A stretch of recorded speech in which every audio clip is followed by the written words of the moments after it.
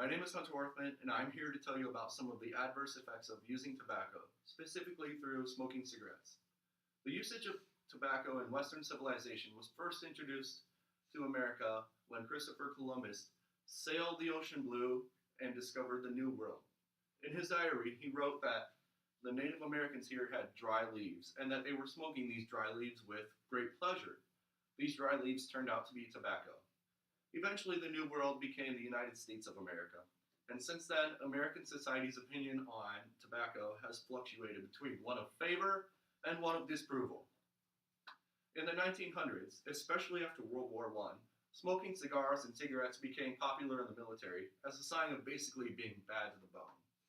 Throughout the rest of the 1900s, and especially at the end of World War II, smoking cigarettes was especially popular among civilians. In fact, smoking cigarettes was so popular that at the end of World War II, there was actually a tobacco shortage in America. This time period ended up being a rather high peak in the popularity of smoking cigarettes, though. According to the book Smoking Not Allowed, at the end of World War II, there was a study published which linked cigarette usage to higher death rates and higher risk of diseases such as coronary heart disease, emphysema, and several types of cancer, most notably lung cancer. Upon the completion of this study, several leaders of health organizations across the country wrote a letter to President John F. Kennedy requesting that appropriate health measures be taken, and they were. Several more studies were conducted, and these found out what actually happens when somebody smokes a cigarette. And the results of these studies were made public so that the public could be educated. These results were actually pretty scary. They found out that when one smokes a cigarette, they are exposed to high levels of nitrogen dioxide, hydrogen cyanide, and carbon monoxide. These three chemicals are highly toxic alone, let alone put together.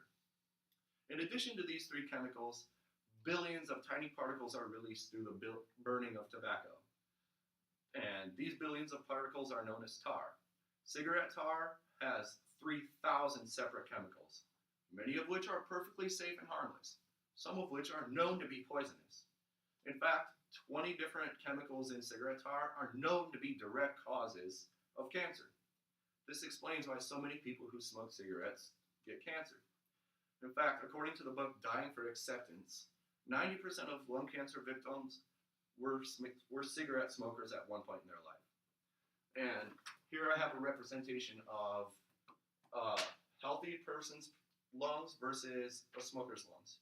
You can see the difference. These are nice and pink, and these ones are black and filled with tar and shriveled up.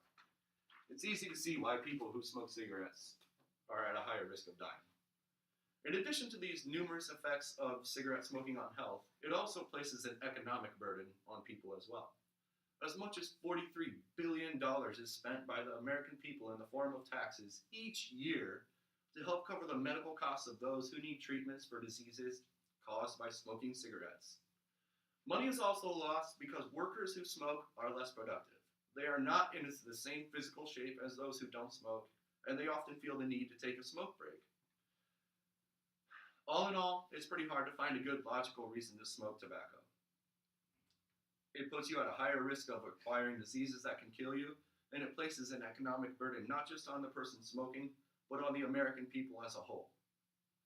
Fortunately for us, our government has done a good job of educating people on the dangers of smoking, and it has greatly reduced the usage of tobacco. Thank you for your time.